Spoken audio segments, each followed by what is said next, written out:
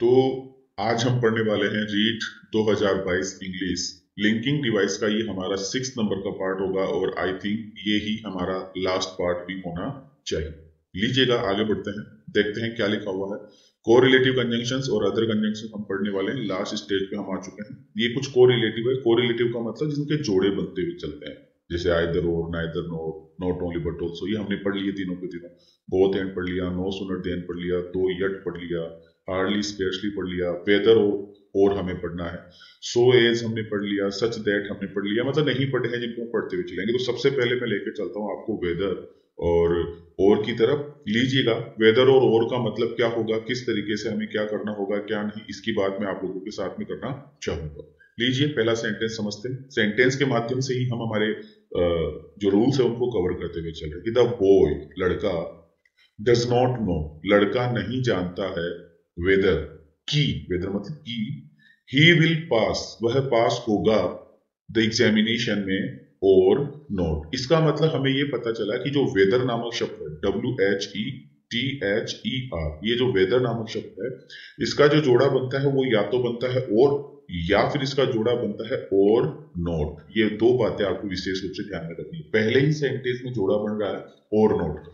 चलो स्टार्ट करते हैं कि the boy does not know, लड़का नहीं जानता है कि, he will pass the examination, कि वह परीक्षा पास करेगा या फिर नहीं, और नॉट। दूसरे सेंटेंस में देखते हैं वेदर, कि you would like to take tea और कॉफी, कि तुम,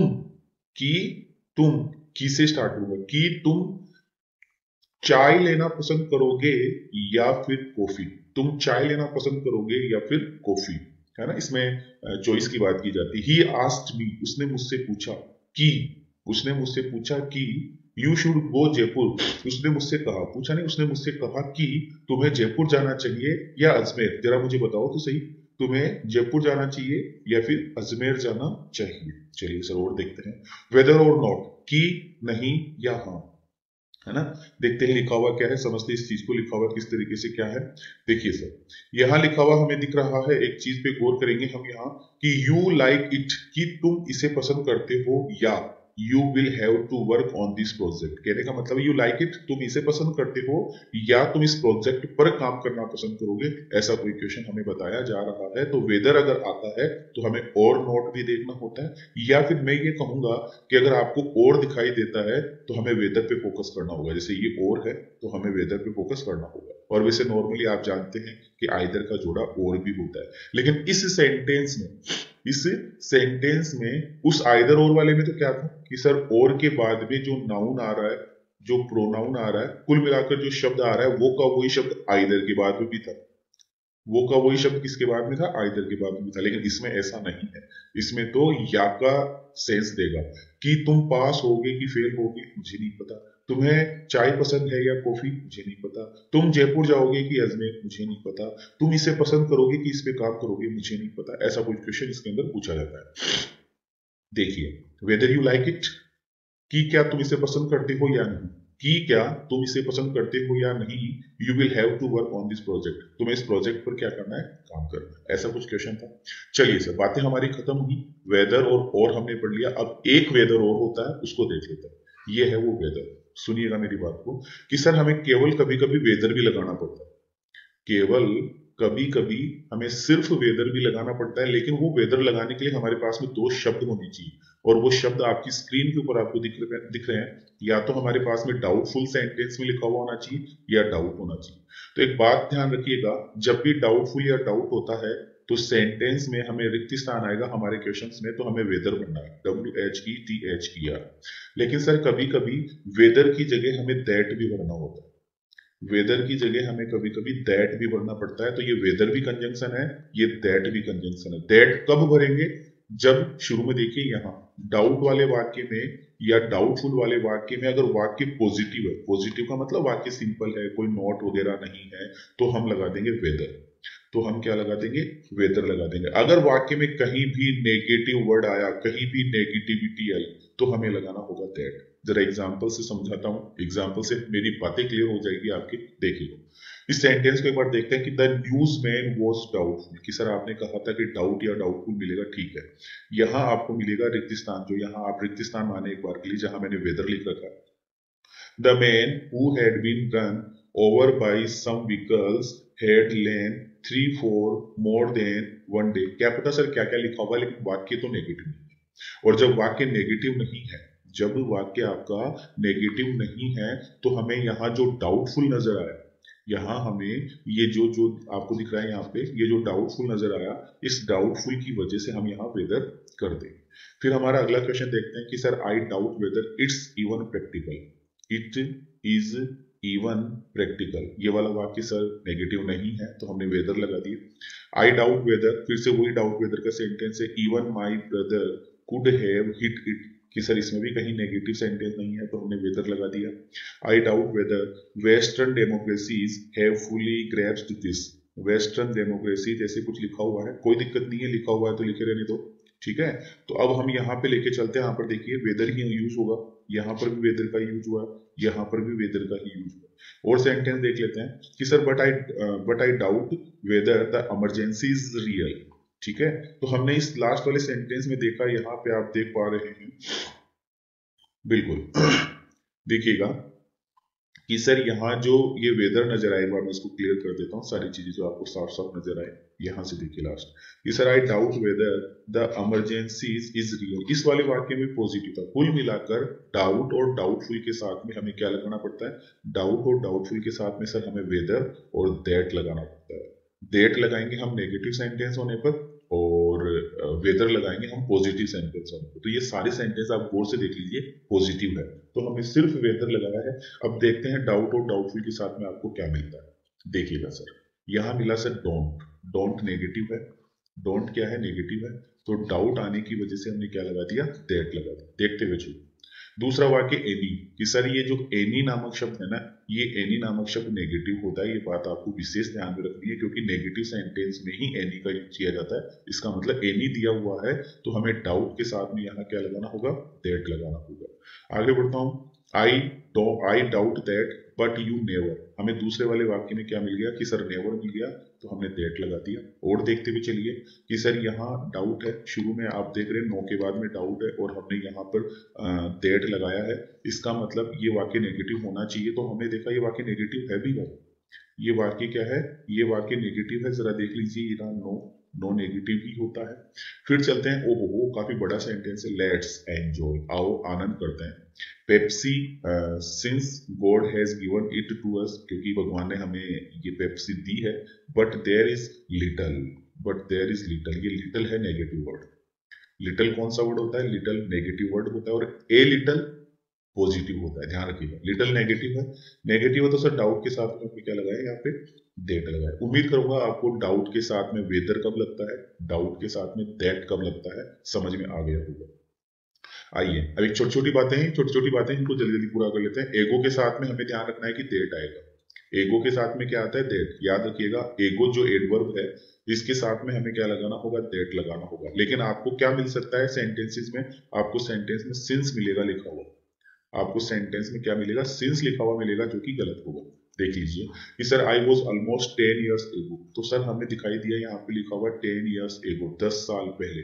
तो इस 10 साल पहले में एगो आया है, तो इस एगो की जगह अगर आपको सिंस दिखाई दे तो वो गलत हो जाएगा, लेकिन यहाँ पे आएगा क्या, दैट आएगा। अगला सेंटेंस देखिए, that was a long time एगो, फिर से वही लॉन्ग टाइम एगो की बात की जा रही है, लेकिन यहाँ पे सिंस अगर आता है तो गलत है, यहाँ पे हमारा आंसर क्या होगा, दैट होगा। फिर देख लीजिए, my uncle died a year ago, मेरे चाचा ए ईयर एगो एक्सपायर हुए थे, तो यहाँ पे सिंस नहीं, सर हमारा आंसर क्या होगा, दैट। उम्मीद करूंगा आपको तीनों सेंटेंसेस से एगो के साथ में दैट का जो जोड़ा होता है वो क्लियर हो गया होगा। चलिए सर, सेल्डम इफ एवर, और एक वर्ड और होता है सेल्डम और नेवर, उसकी मैं बात करूंगा। याद रखिएगा, सेल्डम अगर दिया हुआ है और तुम्हें पूछ रहा है आगे क्या आएगा, तो इफ एवर आएगा। या फिर क्या करेगा बंदा, ऐसे ऐसे भी दे सकता है, समझिएगा मेरी बात को। यहां लिख दिया इसने सेल्डम, SELDOM, सेल्डम लिख दिया, और यहां रिक्त स्थान कर दिया, और यहां लिख दिया EVER, ठीक है। तो हमें यहाँ क्या पढ़ना होगा कि सर हमें यहाँ पे इफ पढ़ना होगा। या फिर एक जोड़ा और होता है SELDOM, सेल्डम, और यहाँ रिक्त स्थान कर दिया, यहाँ लिख देगा नेवर, NEVER, ये जोड़े हैं sir, seldom if ever, seldom और नेवर, सेल्डम इफ एवर और सोल्डम सेल्डम और नेवर। चलो सर, एक तो एरर ये हो गया कि सर हमें क्या लगाना है, इफ लगाना है और लगाना है, पहला पॉइंट। दूसरा पॉइंट याद रखिएगा, इनके बाद में जो सेंटेंस निकल कर आएगा वो आएगा इन्वर्जन का, HSVO। इनके बाद में जो सेंटेंस बनेगा वो किसका बनेगा, HSVO का बनेगा। चलो देखते हैं, शायद समझ में आ जाएगा आपको। लिखा हुआ क्या है जरा देखिएगा यहां से कि sir seldom if ever have I tried, देख लो HSVO है कि seldom if ever have I tried my best to defend my friends who are after all guilty to some extent, ऐसा कुछ लिखा हुआ है। चलेगा सर, कोई नहीं। Seldom if ever have I tried my best, देखो बेटा जो चीजें मैं समझाना चाह रहा हूँ उसकी बात पे फोकस करो, क्वेश्चन कैसे बनेगा उसी पे मैं फोकस करना चाहता हूँ हमेशा। हैव आई ट्राइड लिखा हुआ है और यहाँ पर भी हैव आई ट्राइड लिखा हुआ है, इसका मतलब वाक्य इन्वर्जन में है।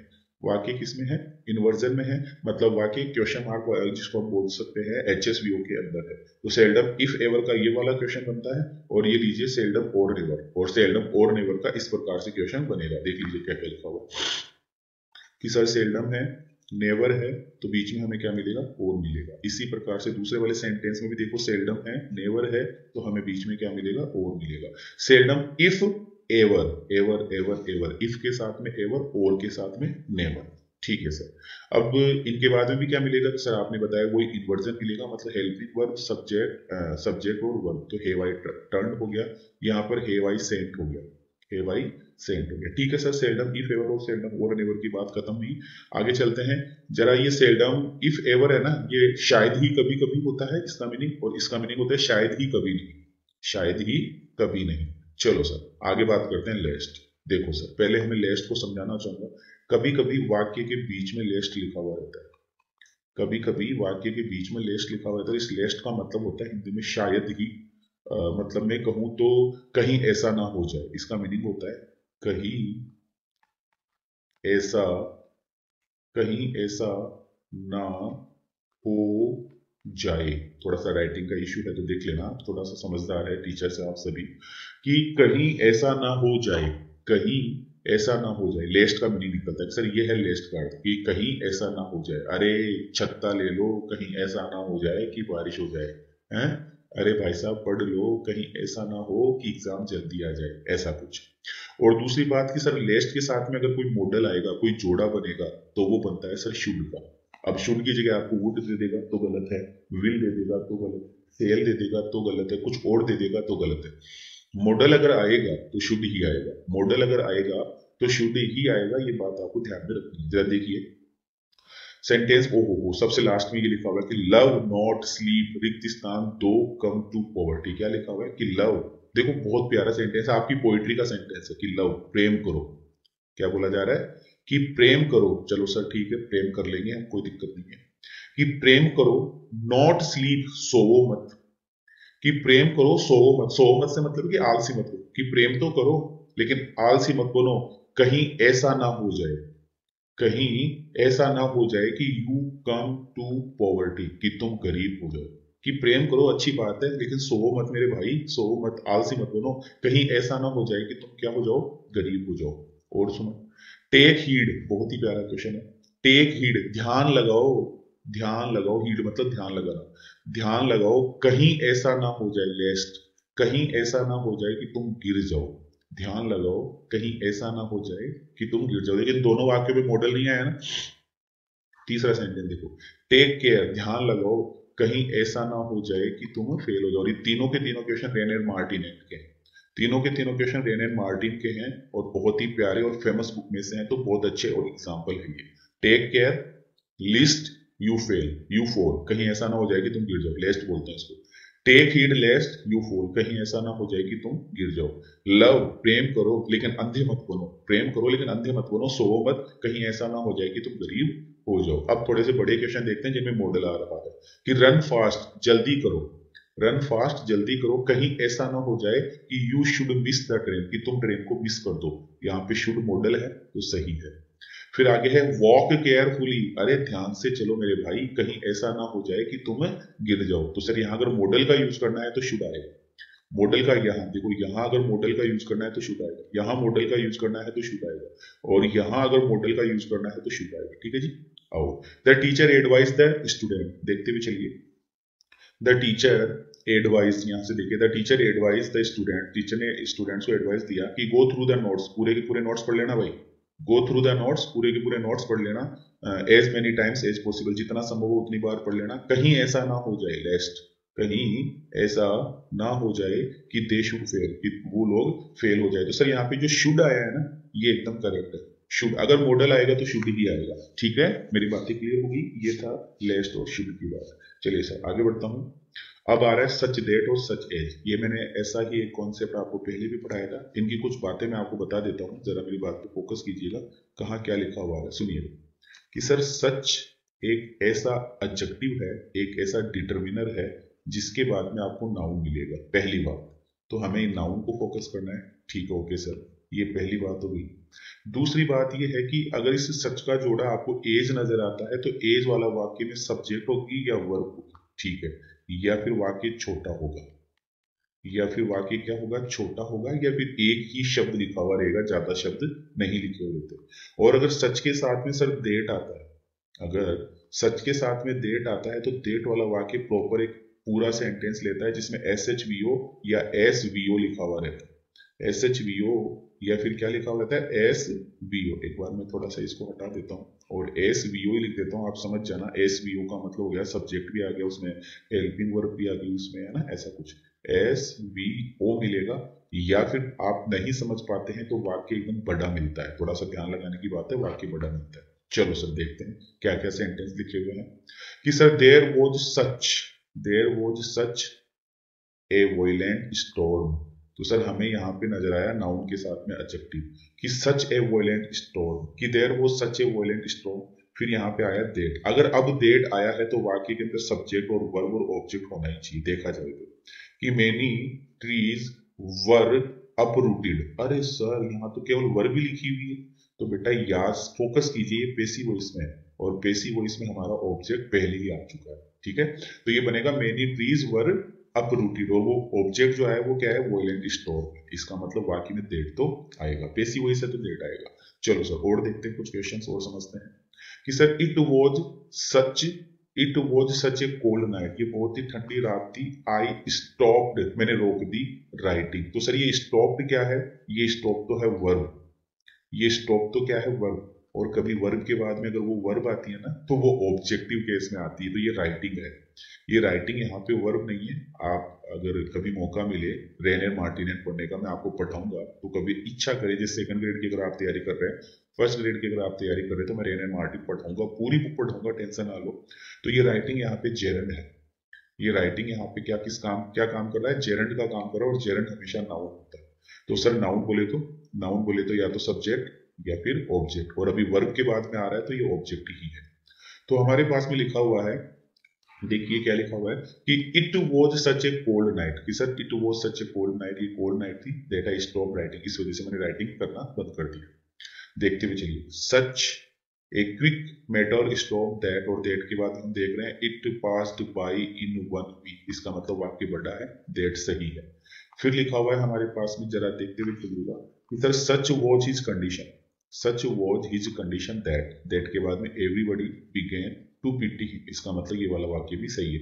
तो कुल मिलाकर सच के साथ में दैट आता है या सच के साथ में एज आता है। अब अगले वाले सेंटेंस में हमने देखा एज आया हुआ है, कैसे पता चला, देखो this is not such a major problem, कि सर ये मेजर प्रॉब्लम, ये हमारा नाउन का काम कर रहा है, यहाँ पे सच आ गया। अब यहाँ पे एज आया हुआ है, कैसे आया एज समझिएगा, सीधा ही वर्ब दे दी, सीधा ही क्या दे दिया, वर्ब, सब्जेक्ट नहीं आया। और जब सब्जेक्ट नहीं आया तो सब्जेक्ट तो आना जरूरी है दैट के लिए, ये बात हमेशा ध्यान रखिएगा। आप मेरी बात को फोकस कीजिए, मैं क्या बता रहा हूँ। यहाँ पे देखिए कि ये जो ऊपर ऊपर देखिए दैट, ये जो दैट है, इस दैट के बाद में सब्जेक्ट का आना जरूरी है, और यहाँ जो दूसरा नंबर का एज है, इसमें सब्जेक्ट आना जरूरी नहीं है, इसलिए हमारे इस वाक्य में हम एज कर देंगे। As can't be solve with a little effort. चलो और देख लेते हैं सेंटेंस कि sir it is not such a good book, it is not such a great book. फिर हमारे पास में एज लिखा हुआ है, एज के बाद में आई जो कि एक सब्जेक्ट है, और एक्सपेक्टेड जो कि एक वर्ब है। तो कुल मिलाकर सच के साथ में दैट भी आता है, सच के साथ में एज भी आता है। डेट आएगा तो इसका मतलब हमें ये कंफर्म करना है कि वाक्य बड़ा होता है, पूरा का पूरा S H V O, subject भी होती है उसमें वर्ब भी होती है, वर्ब के अंदर हेल्पिंग वर्ब भी हो सकती है, मेन वर्ब भी हो सकती है, और ऑब्जेक्ट भी हमें देखने को मिल जाता है। और अगर हमें ऑब्जेक्ट देखने को नहीं मिलता है, वाक्य छोटा सा होता है, तो हमें एज लगाना होता है। यह है सच और दैट का और सच और एज का कॉन्सेप्ट। अब चलते हैं नथिंग। अब जोड़े आएंगे, छोटे छोटे जोड़े हैं, देखते हुए चलिए कि सर अगर वाक्य में नथिंग लिखा हुआ है, NOTHING, नथिंग, तो नथिंग का जोड़ा होता है, याद रखिएगा, बट। नथिंग का जोड़ा क्या होता है? बट होता है, ये बात ध्यान रखिएगा। या फिर आपको NOTHING, नथिंग एल्स लिखा हुआ दिख जाए, ELSE, नथिंग एल्स लिखा हुआ दिख जाए, तो भी आपका जोड़ा क्या होगा? बट होगा। या फिर केवल ELSE, केवल एस लिखा हुआ दिख जाए, तो भी आपका जोड़ा क्या होगा? बट होगा। इसका मतलब नथिंग का जोड़ा आगे जाके बट, नथिंग एल्स का जोड़ा आगे जाके बट, और केवल एल्स हो तो भी उसका जोड़ा आगे जाके क्या आएगा? बट आएगा। ये तीन चीजें आपको ध्यान में रखनी है नथिंग के साथ। जरा देख लेते हैं सेंटेंस। ओहो, सेंटेंस देखते हैं तो मैं एक बार वो जो लिखा हुआ है उसको मिटा देता हूं, आप नोट कर लीजिएगा इन सभी बातों को। आइए, the downfall of this kind is to be attributed to. अब यहाँ पे हमने देखा लिखा हुआ सर नथिंग एल्स, यहाँ पे क्या लिखा हुआ? Nothing else. और इस नथिंग एल्स के बाद में यहाँ पे एंड हो सकता है, जो गलत है। यहाँ पे एल्स भी हो सकता है, जो भी गलत है। यहाँ पे कुछ और हो सकता है, वो भी गलत है। तो लेकिन आएगा क्या? सिर्फ बट ही आएगा, बस इतना ही ध्यान रखना। देयर वॉज नथिंग, अब यहाँ पे सिर्फ नथिंग लिखा हुआ है, तो आगे जाकर हमें बट मिलना ही चाहिए। आगे जाके कंजंक्शन के रूप में हमें क्या मिलना चाहिए? बट मिलना ही चाहिए। छोटी छोटी बातें। नथिंग का जोड़ा क्या होता है? कि सर बट होता है। आइए सर, नेक्स्ट सेंटेंस आप खुद कीजिएगा और आगे चलता हूं, ये भी कर लीजिएगा। आगे बढ़ते हैं, ये भी कर लीजिएगा। वो पूरा स्लाइड ही भरा हुआ है। चलो एक बार देख लेते हैं क्या क्या लिखा हुआ है यहाँ पे। कि सर हमारा ये जो सेंटेंस हमें यहाँ नजर आ रहा है, यहाँ पे देखिए इस जगह कि सर नथिंग में एल बट लिखा हुआ है, नथिंग एल्स के साथ में बट लिखा हुआ है, यहाँ भी नथिंग एल्स के साथ में बट लिखा हुआ है, और यहाँ भी नथिंग एल्स के साथ में हमें बट ही नजर आ रहा है। फोकस कीजिएगा आप थोड़ा सा, है ना। आइए सर, यट के साथ ही छोटी छोटी बातें, हम लास्ट स्टेज पे हम आ चुके हैं कि सर जो यट होता है, इस यट का जोड़ा क्या होता है? एंड। अगर मान लो सर वाक्य के बीच में यट लिखा हुआ आ रहा है, तो आगे जाकर कोई कंजंक्शन बनेगा तो एंड बन सकता है कि the furniture is yet, the furniture is yet to come and you have a right to take that role। अब सर ये एंड हमारा यहाँ पे कंजंक्शन का काम कर रहा है। क्यों? क्योंकि एंड के बाद में प्रॉपर एक सेंटेंस लिखा हुआ, प्रॉपर क्या लिखा हुआ है? एक सेंटेंस लिखा हुआ है। तो यट के साथ में एंड आता है, अदर के साथ में देन आता है। ये भी काफी बार पूछा जाता है, अदर, कि सर अदर हो चाहे अनदर हो, ANOTHER, अदर हो चाहे अनदर हो, आगे जाकर हमें क्या मिलता है? देन मिलता है। जरा देख लेते हैं कि sir you have no other object, तुम्हारे पास में कोई अन्य ऑब्जेक्ट नहीं है। तो फिर अब आगे कंजंक्शन जो बनेगा वो देन बनेगा। यहाँ पे तुम्हें बट लिखा हुआ मिल सकता है, जो कि गलत है। यहाँ पे तुम्हें एंड लिखा हुआ मिल सकता है, जो कि गलत है। ऐसी कई चीजें मिलेगी जो गलत होती है, लेकिन होगा कंजंक्शन के रूप में क्या? देन ही होगा। और देख लेते हैं, नॉट और नेवर के साथ में और मिल जाता है। कभी कभी नॉट और नेवर के साथ, जैसे ये नॉट है या फिर यहाँ पे नेवर भी हो सकता है, तो आगे जाकर क्या मिलेगा? हमें और मिलेगा। तो ये तीन चीजें हैं, स्लाइड पे देख लीजिए और उनको समझ लीजिएगा। आगे बढ़ते हैं। अगला सेंटेंस नेवर का था, जो आपने पढ़ लिया है। देख लीजिए, लास्ट लास्ट में नेवर लिखा हुआ आ रहा है, नीचे स्क्रीन के ऊपर देखिए, सी हैज नेवर मेट हिम और विजिटेड। इस तरीके के कुछ वाक्य हैं। चलिए सर, आगे मैं बढ़ना चाहूंगा और देखते हैं क्या लिखा हुआ है कि सर रादर, रादर का जोड़ा क्या होता है? कि सर रादर का जोड़ा देन होता है। ये जोड़े आपको पढ़ने हैं, देख लीजिए। He would rather die than submit. कहने का मतलब यह है, मेरी बात को फोकस कीजिएगा, हमने लिंकिंग डिवाइस को पढ़ने के लिए फर्स्ट पार्ट कंप्लीट कर लिया, सेकंड पार्ट हमारा कंप्लीट हो गया, थर्ड पार्ट हमने कंप्लीट कर लिया, उसके बाद में फोर्थ पार्ट कंप्लीट कर लिया, और फिफ्थ पार्ट हम कंप्लीट कर चुके हैं। और अभी ये हमारा 6 नंबर का वीडियो चल रहा है लिंकिंग डिवाइस को लेकर। और आपको पूरे यूट्यूब के ऊपर इतनी डीप से किसी ने नहीं पढ़ाया होगा। अगर आपने कहीं पर पैसा भी खर्च किया है, बड़े बड़े इंस्टीट्यूट है जो आपको ऑनलाइन कोर्स बेच रहे हैं, बहुत सारे पैसे देकर भी आपको ये वाला कंटेंट मिल जाए तो मुझे बता दें। अभी तो मैंने शुरुआत की है, आप देखते जाओ आपको क्या क्या मिलने वाला है। ठीक है, क्लासेस आपको अच्छी लगेगी 101%, ये मेरी गारंटी है। अगर आप केवल शुरू में ही ये वीडियो देख रहे हैं तो मैं नहीं कह सकता कि ये आपको अच्छा लगे कि नहीं लगे, बट मेरी गारंटी है अगर आप शुरू से 1 नंबर से देखना शुरू करेंगे तो आपको बहुत कुछ यहाँ सीखने को मिल जाएगा। तो सर रादर का जोड़ा क्या होता है? कि रादर का जोड़ा हमें देन देखने को मिल जाता है। तो यहाँ पे लिखा हुआ है कि he would rather die than submit. You would rather, कि सर रादर आया है, तो अब आगे जाकर अगर कोई कंजंक्शन आना है तो क्या आएगा? देन आएगा। देखते हुए चलिए कि sir he would rather have small one than big one. तो सर यहाँ पे कंजंक्शन के रूप में देन ही आएगा, क्योंकि हमें क्या मिल रहा है? रादर मिल रहा है। तो रादर का जोड़ा क्या होता है? कि सर रादर का जोड़ा हमें देन देखने को मिल जाता है। अब आते हैं हम एज इफ और एज दो। ये कहाँ आएगा? ये आएगा वाक्य के बीच में। ये एज इफ और एज दो कहाँ आएगा? कि सर ये आएगा वाक्य के बीच में, इस जगह पर आपको देखने को मिलेगा। तो आगे वाले सेंटेंस में या तो आंसर होगा वर्ब की सेकंड फॉर्म, या फिर आंसर होगा वर, या फिर आंसर क्या होगा वर। तो वर्ब की सेकंड फॉर्म हो या वर्ब हो, इसका मतलब निकले कल्पना, कल्पना। और वाक्य में क्या हो, कल्पना हो, इमेजिनेशन हो, कल्पना इमेजिनेशन, क्या हो इमेजिनेशन। और अगर इमेजिनेशन होती है, मैं फिर से बोल रहा हूं, और अगर इमेजिनेशन होती है तो आपको क्या लगाना होगा, एज इफ लगाना होगा या एज दो लगाना होगा, क्योंकि इसका मतलब होता है माना की। जरा देख लीजिए, ही टॉक्स, उसने बात की है, वह बात करता है, मानो की ही के साथ में वर है, मतलब कल्पना है, मानो कि वो पागल हो, वो ऐसे बात करता है जैसे कि क्या हो पागल हो, वो ऐसे बात करता है जैसे कि क्या हो पागल हो। इवन इफ और इवन दो, अगर ऐसा कुछ लिखा हुआ आता है इवन इफ या इवन दो लिखा हुआ आता है, तो आगे जाकर क्या मिलेगा, बट मिलेगा। छोटी सी बात है कि यहाँ लिखा हुआ है कि सर इवन इफ, गौर कीजिए, even if you disagree with her, अगर तुम इससे डिसएग्री करते हो, असहमत होते हो, तो फिर आगे जाकर आपको क्या लगाना होगा, दूसरा कंजंक्शन बट लगाना होगा। But she is worth listening to, ऐसा कुछ लिखा हुआ है। ठीक है जी, आगे चलते हैं। इनकेस, इनकेस का मतलब यदि होता है।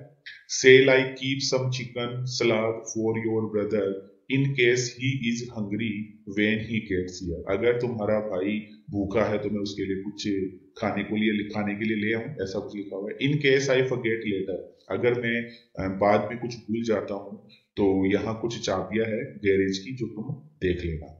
फिर है let's take our swimming costume, हमें हमारी स्विमिंग की कॉस्ट्यूम पहन लेनी चाहिए यदि there is a pool at the hotel, अगर होटल में पूल होता है, यदि होटल में पूल होता है, मतलब कुल मिलाकर इफ कंडीशन का काम कर रहा है। कुल मिलाकर किसका काम कर रहा है ये, कि सर ये कुल मिलाकर इफ कंडीशन का काम कर रहा है। कुछ बातें मैं सिखा देता हूं, समझिएगा कि इफ है सर, ये इफ के साथ में सेंटेंस के अंदर प्रेजेंट इंडेफिनिट टेंस होता है, तो आगे जाकर हमें विल से कोई कॉन्सेप्ट बनाना पड़ता है आगे वाले वाक्य में। अगर इफ के साथ में पास्ट इंडेफिनिट टेंस होता है, मतलब वर्ब की सेकंड फॉर्म होती है, तो आगे जाकर हमें वुड से रिलेटेड बातें बनानी पड़ती है। ठीक है, और अगर इफ कंडीशन में हेड प्लस वर्ब की थर्ड फॉर्म से वाक्य बना हुआ होता है, हेड प्लस वर्ब की थर्ड फॉर्म से वाक्य बना हुआ होता है, तो आगे जाकर आंसर के रूप में हमारा आंसर होता है would have third form, would have के साथ में थर्ड फॉर्म लगी हुई होती है। वुड के साथ में अभी आपको मॉडल भी पढ़ाएंगे, आपके कोर्स में मॉडल भी है, वर्ब की फर्स्ट फॉर्म लगी हुई रहती है, विल के साथ में भी वर्ब की फर्स्ट फॉर्म लगी हुई रहती है। तो ये इफ है, इफ मतलब यदि, तो इस इफ का दूसरा नाम इन केस भी, इस इफ का दूसरा नाम इन केस भी है। तो हमने देखा ये इफ मान लो एक बार के लिए, तो इफ वाले वाक्य में ये वर्ब की फर्स्ट फॉर्म है इज, ये इज क्या है, वर्ब की फर्स्ट फॉर्म है, तो ऑटोमेटिकली यहाँ पर आपको विल या सेल जो भी मिलता है, विल सेल कैन और मे, चार शब्द होते हैं, तो हमें इस पहले वाक्य में यहाँ पे शेल मिला हुआ है। ठीक है, दूसरा वाक्य इन केस, यहाँ पे फॉरगेट वर्ब की फर्स्ट फॉर्म है, तो आगे जाकर सर हमें विल या सेल मिलना चाहिए, तो हमें विल या सेल मिला नहीं क्योंकि वाक्य आधा अधूरा है, लेकिन आएगा यहाँ पे in case. Let's make our swimming costume, हमें हमारी स्विमिंग कॉस्ट्यूम पहन लेनी चाहिए यदि देयर इज ए पुल, यदि वहां पे कोई पुल हुआ। तो इस तरीके की कुछ बातें आपको विल या सेल इफ कंडीशन में देखने को मिल जाती है। चलिए सर, लास्ट है प्रोवाइडेड दैट, इसको देख लीजिएगा, ये भी एक तरीके से मतलब इफ कंडीशन का काम ही करता है। ठीक है जी, ओके, चलो सर ये कंप्लीट हुआ। इसके बाद में लास्ट एंड फाइनल शायद मैं आ चुका हूँ, मेरे को भी जल्दी है इसको पूरा करने की, क्योंकि अब हमें एक्सरसाइज पे फोकस करना है, और 1 बजे से हमारी इस पार्ट की एक्सरसाइज आना शुरू हो जाएगी। कि सर कभी भी अगर वाक्य में द रीजन या द रीजन वाई लिखा हुआ हो, तो आगे जाकर हमें दैट मिलना चाहिए। अगर आपको कहीं भी बिकॉज लिखा हुआ दिखता है, BECAUSE बिकॉज, तो सर वो गलत होगा। जरा देख लीजिए एक बार, तीनों सेंटेंसेस को मैं दिखाता हूँ, गौर से देखिएगा कि सर यहाँ लिखा हुआ है द रीजन, ठीक है, यहाँ क्या लिखा हुआ सर द रीजन, और यहाँ क्या लिखा हुआ सर द रीजन वाई। तो आगे जाकर कंजंक्शन के रूप में या कुछ आएगा तो देट ही आएगा। यहाँ पे सर हमें देट नजर आ रहा है, यहाँ पर हमें देट नजर आ रहा है, लेकिन सर यहाँ पर हमें बिकॉज नजर आ रहा है, जो कि गलत है। बिकॉज नहीं सर, यहाँ जो आना है वो आएगा दैट, यहाँ जो आना है वो क्या आएगा दैट। याद रखिएगा ये 3-4 शब्द है, द रीजन और द रीजन वाई, ठीक है, या द रीजन फॉर भी मिल सकता है, द रीजन मिल सकता है, द रीजन वाई मिल सकता है, द रीजन फॉर मिल सकता है, तो आगे जाकर देट ही आएगा, बिकॉज नहीं। ठीक है जी, लो सर ये सारी बातें हमारी कंप्लीट हुई। ये इस प्रकार से हमारा जो रीट का पहला टॉपिक है, रीट 2022 इंग्लिश का लिंकिंग डिवाइस, जो आपके कोर्स में है लेवल 2 के अंदर, वो हमने कंप्लीट कर लिया है। इंग्लिश बैकबोन के से आपने ये पूरी की पूरी 6 क्लास के अंदर आपने पूरा का पूरा रीड का जो पहला टॉपिक है कंप्लीट कर लिया। और आपको हमेशा ध्यान रखना है कि ये क्लासेस आपको सुबह 11 बजे मिलेगी और इनकी जो प्रैक्टिस मिलेगी अब से, इसके बाद में अब से जो आपको इसकी प्रैक्टिस मिलेगी वो प्रैक्टिस मिलेगी आपको 1 बजे। ये बात आपको विशेष ध्यान में रखनी है, 1 बजे आपको इनकी प्रैक्टिस मिलेगी। और अब अगला टॉपिक इसके बाद हम स्टार्ट करेंगे, जो भी आपके कोर्स में है वो कंप्लीट होने के बाद में उसकी प्रैक्टिस लगाएंगे। वीडियो कैसा लगा, क्लासेस कैसी लगी, जरूर से बताइएगा। और कोई पहली बार इस चैनल पे आया है तो मैं चाहूंगा सब्सक्राइब तो करो, चाहे नहीं करो वो आपकी मर्जी है, लेकिन मैं ये बताना चाहूंगा कि इसके पहले पार्ट से आप देखना शुरू करें। अगर आपने 6 नंबर का पार्ट ही देखना शुरू करा है तो शायद आपका इंप्रेशन अच्छा नहीं जाए, पता नहीं क्यों, क्योंकि मैंने पहले से ही थीम बनाकर चली थी क्वेश्चंस को समझाने की, तो वो अब जाके कंप्लीट हुई है। तो पहले वीडियो से देखना शुरू करें और उसके बाद में ही आप नया टॉपिक शुरू करें। ठीक है जी, क्लासेस कैसी लगी जरूर से बताइएगा। कमेंट नहीं कर रहे हैं आप, कमेंट करो, शेयर करो वीडियो को। Thank you so much.